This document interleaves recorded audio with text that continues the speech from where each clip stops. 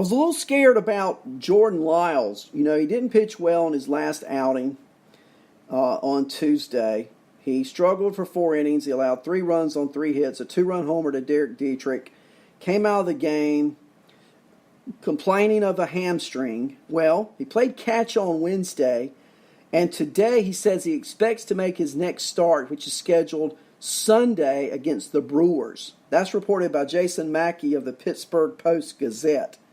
Okay, so let's keep our eye on Jordan Lyles. I'd say he's the ace of that staff right now, really. And he's optimistic. I'm not sure the Pirates are so optimistic. Okay, they may wait and see how he responds to a bullpen later in the week before they're able to and willing to commit to a Sunday start. But certainly that's the track that Jordan Lyles feels he's on. We'll see if the Pirates agree with that same assessment later in the week.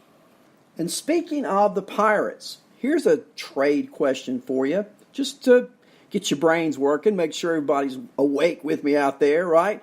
Okay, let's say you have a Tyon on your team, on the IL. What about Tyon for Matt Olson of Oakland? Good trade, bad trade? Just give it some thought. Give me some feedback on the chat room. Olson for Tyon. Olson's got some power. Talyon's got some potential. Talyon's hurt. Olson's playing every day, coming off that hand injury. It doesn't seem to have bothered him too much. What do you think about that? And I'm always trying to think of trades, you know, players of equal value. Not saying that's equal. Just want to get your thought about that one in the chat room as we go forward. And I saw this online this afternoon, a question I was asked to rank these players in order. Okay? So I'm going to give them to you, and I'm going to give you my assessment, and I want to get yours back in return. Okay? So I was asked to rank these 5 players. Michael Chavis, Nomar Mazara, Jonathan Scope, Clint Frazier, and Dansby Swanson. Let me give them to you one more time. Michael Chavis, Nomar Mazara, Jonathan Scope, Clint Frazier, and Dansby Swanson. Okay? Here's my rankings. And please disagree with me. My rankings coming in 5th place, dead last, Clint Frazier. And 2 reasons for that. I question his streakiness. I also question his upcoming playing time once Judge and Stanton are both activated. Now, he could excel. He could be a starter. I get all that. But I am concerned about the opportunity that Clint Frazier has going forward. He comes in 5th place on my list. Okay? Coming in 4th place on my list, why don't we take Dansby Swanson? Dansby Swanson, sure, on a great team. I just wonder how much better he can get over where he has already been this season. I look at potential, and I know he's a great player. I got that. But I'm just concerned. You know, I've not seen it. I don't think he's got the overall power that a Chavis, a Mazzaro, or a Shoop have. And so for that reason, I'm going to put Dansby Swanson 4th on my list. 3rd, as we work up the chart, okay, we're down to Shoop, Chavis, and Mazzaro. And so number 3, I'm going to take Jonathan Shoop. Now, why do I do that? Well, first of all, he only is qualified to play one position, which is infield. Okay, second base. Second of all, just to be frank, Jonathan Scope has been too streaky for me during his career. He's such a streak hitter. Now, you can get him where he can get a hit, 2 hits a day for 2 weeks. But you can also get him where he goes 2 weeks without a hit. So, 3rd on my list, although he has great power potential, he's on a great team. And this is close, okay? I'm not giving you, I don't think, a big gap here. I'm trying to get players who are in the same neighborhood. I'm going to put Scope 3rd on my list. 2nd on my list, it comes down to Mazzara and Chavis. Okay? And this is really close for me. Because Chavis is going to have 3rd base, 2nd base, 1st base eligibility. Nomar Mazzara is only going to have outfield eligibility.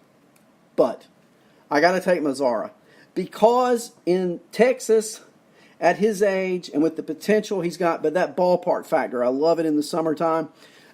Just by a notch, 1 and 1A, I got to take Nomar Mazzara over Michael Chavis. So, my top 5 order, and disagree with me, please, if you do. Nomar Mazzara 1, Chavis number 2, Scope number 3, Dansby Swanson, number 4, and Clint Frazier, number 5. Just food for thought as we go forward. Let's take a quick look at the evening schedule. I'm going to get out of here in just a minute. You guys have heard me all day today. I'm enjoying this, but it's just been one of those days, and games are coming up. So let's look at our schedule for tonight. Our starting pitching. There's a chance of rain in Boston tonight, New York tonight for that Boston Yankee game. It's scheduled to start at 7:05. Chris Sale and Jay Happ if it is played. We've also got the Brewers at Pirates at 7:05, as I told you earlier. Chase Anderson at Joe Musgrove. The Twins are at the Rays. Martin Perez, Charlie Morton. Royals at the Rangers. Jacob Junis and Mike Minor. Indians at the White Sox, Carlos Carrasco and Manny Banuelos. Angels at the Mariners, Pena and Kikuchi.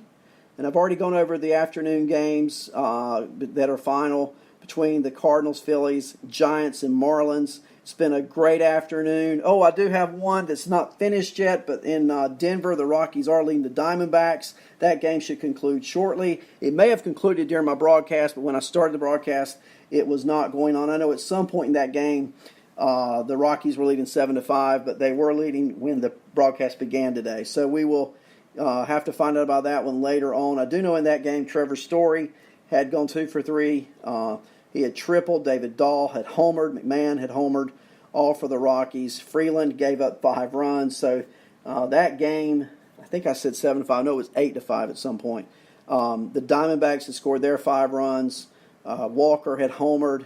Escobar had Clark had homered. Escobar had driven in a run. Anyway, a lot of offense in Colorado this afternoon. Early in the game, already 13 runs had been scored, and that was just before me going on the air at 6 o'clock. So that game should be about over in Denver. It should be over by now with us concluding the show. We'll talk about it some more. I will be back with you on Monday morning at 10 o'clock.